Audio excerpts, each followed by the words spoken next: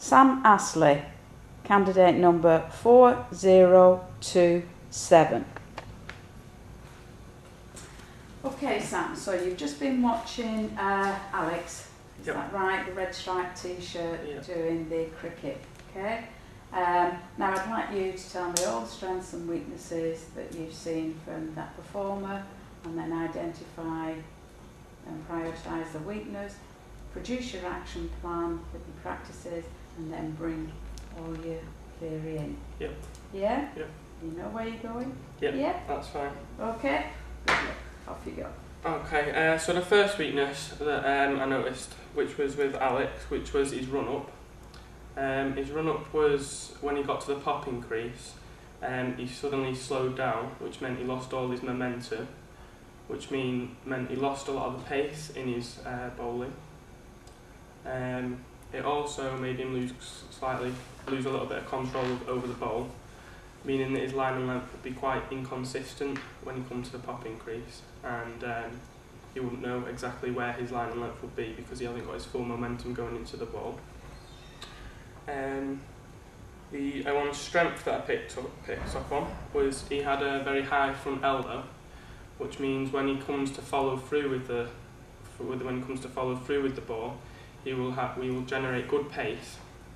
And with his front elbow being high, which is this hinge joint, it is a synovial joint and it was in flexion, where the agonist would be his bicep brachii and the agonist would be the tricep brachii. The articulating bones at this joint would be the humerus, the radius and the ulna.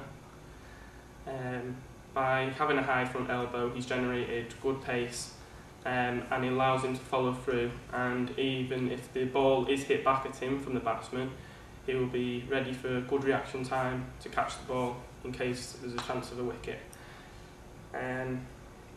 Another weakness is that I picked out from Alex, which is a skill based weakness, is his front foot was pointing down the leg side of the batsman, meaning that his line and length will be slightly off, because whichever way that his foot is pointing, the ball should follow with it.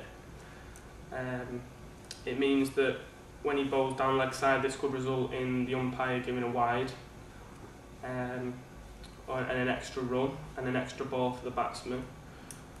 It can also result in an easy shot for the batsman where he can flick it off his legs, which would result in 4 or 6 runs. Another weakness, a skill-based weakness, was he had very inconsistent accuracy, which is his line and length, meaning the batsman will be able to pick when it's a poor ball or when it's a good ball, so he'll be ready to just match the ball that he bowls. When he has inconsistent accuracy, it means that he won't be able to exactly know where he's pitching the ball, and where he'll be looking to get the batsman out, and he may not have a variation ball to get the batsman out and overcome the batsman. As you can see, they were performing in a purpose-built facility, which was helping to be a factor to develop cricket. As you know, cricket is mainly a summer sport, so through having purpose-built facilities, we're able to participate in cricket through long periods of time throughout the winter. So this allows the cricketers to be ready for the actual main game in the summer. It helps improve participation as well, because it allows an area where coaches can teach the younger age groups, and allows them to participate in activities even when the weather isn't quite good outside. Another weakness that I picked up on Alex was he had no variation in his bowling to deceive the batsman. Having no variation means the batsman will get very used to the same pace which Alex is bowling, he'll be able to pick the ball up quite easily and quite quickly, meaning he'll know what shot to play very early before when he's bowling the ball when he gets to the crease. With Alex's run-up, when he was bowling, as I said, he was losing momentum, which was a skill-based weakness. When he's running up, he was using his ATP PC system, which provides 1 ATP to resynthesize energy for Alex to bowl. It provides energy for 3 to 10 seconds, which would probably be the length which Alex is bowling for when he was run up. There's no oxygen present in this. The energy is broken down. The phosphate's broken down using an enzyme called creatine kinase,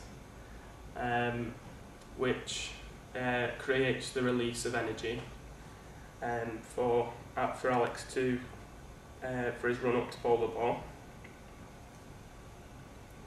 A skill-based strength which I picked up on Alex was he had a very high bowling arm, which means when he comes to the popping crease, he will develop good pace and good bounce. This is through having a very high arm, so he'll be able to know when he'll be able to release the ball. So he should be able to know where he was pitching the ball on his line and length. It also allows a very good follow through, so he can bring his arm all the way forward down his left hand side, and it generates really good pace.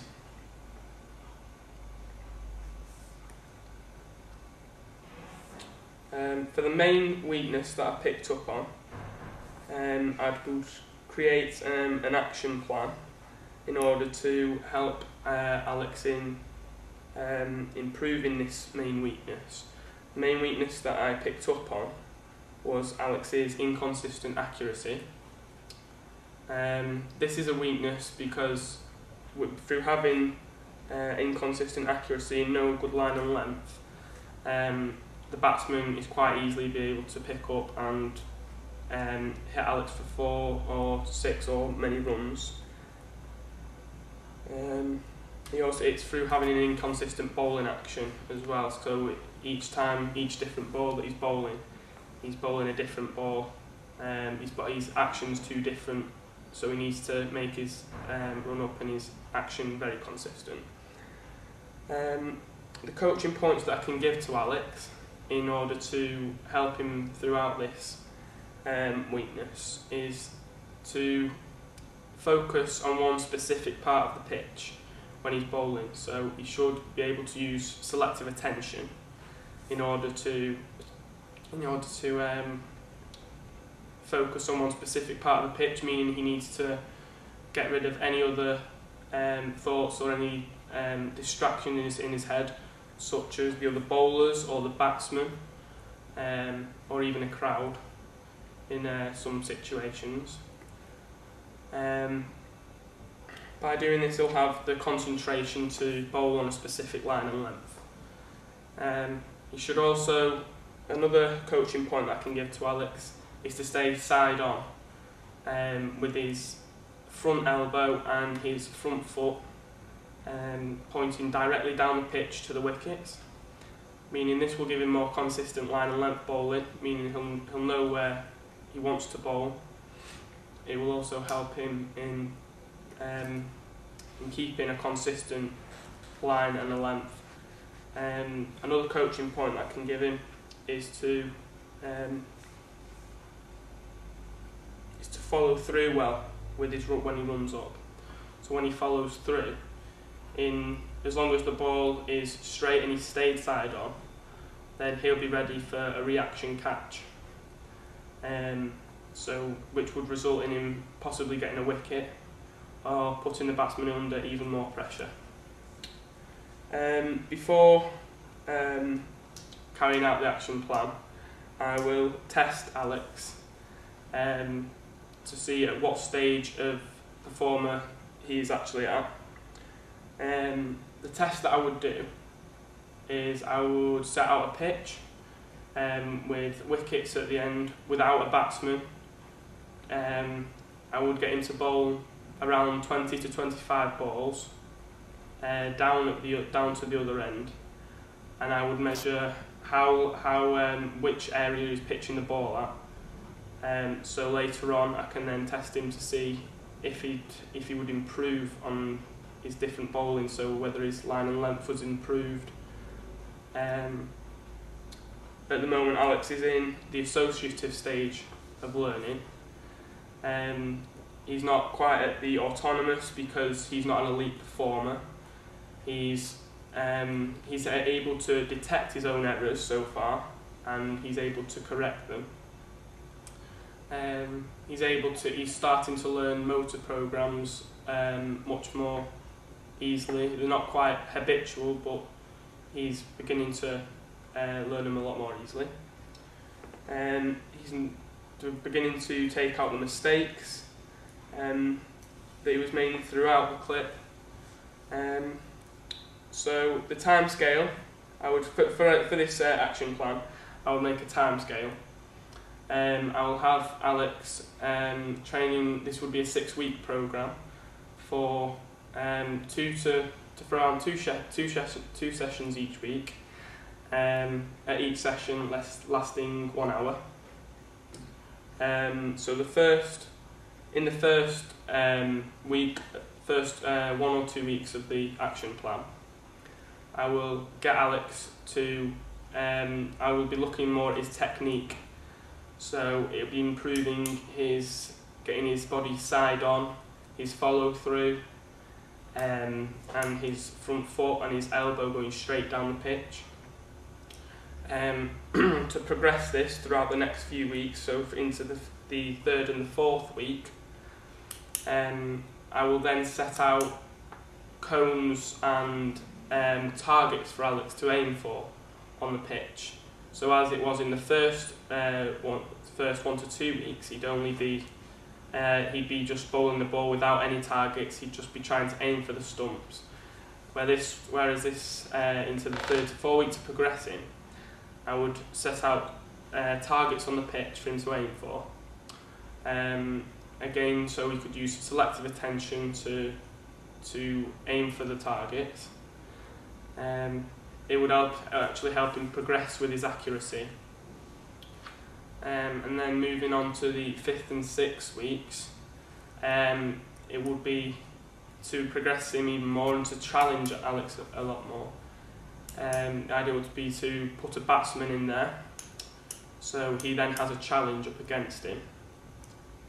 The challenge would be that to not allow the batsman to score or to hit the ball as many times as the batsman should be doing. So he should be looking out of 20 to 25 balls. The batsman should not be scoring over 10 runs off him. By doing this, it sets Alex a challenge, and it gets him in the right frame of mind to overcome this challenge. After the action plan, I will retest Alex to check if he's had any improvements over this action plan. I will do the same test as what we did in the first week, which was to get Alex to bowl 20 to 25 balls down the pitch, and we will see whether his accuracy, his line and length and his technique has improved during the 6-week programme. Okay. Yeah. Yeah, anything else there? I think I've covered most areas. Okay. Did you notice if there were any strengths or weaknesses in relation to the fitness component? Towards the end of the clip, I did find Alex was starting to fatigue slightly. This could be through lack of participation in cricket or any other physical activity. This could be for many influences of barriers of cricket, such as the weather, so he can't get outside to participate himself.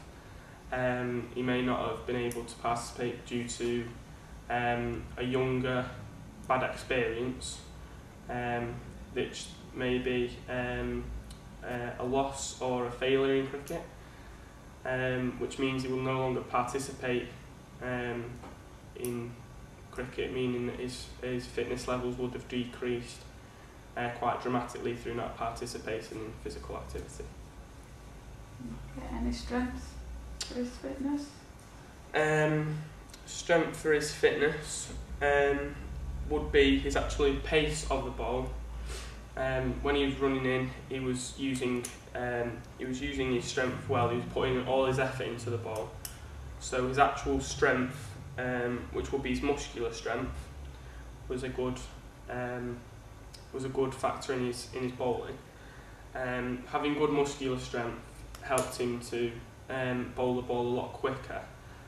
Even if he was fatiguing and he was starting to decrease in his own fitness levels, he still managed to put the effort in through having good muscular strength. The muscular strength helped him bowl the ball a lot quicker, and it also helped him in one of the balls that he bowled that you saw him.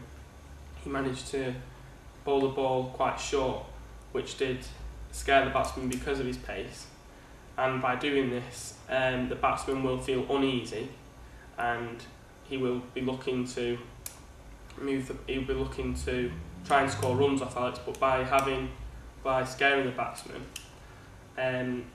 he will be quite tentative, the batsman, at playing the shot, meaning his bat will probably come away from his body, or he'll be trying to get out of the way of the ball, as the batsman doesn't want to get hit or injured. So by having good muscular strength, Alex has managed to make the batsman quite scared of him, and could result in the wicket through the batsman being quite tentative. Okay. Yeah, that's fine. Everything? Yeah. Yeah. Well done there, Sam. Good.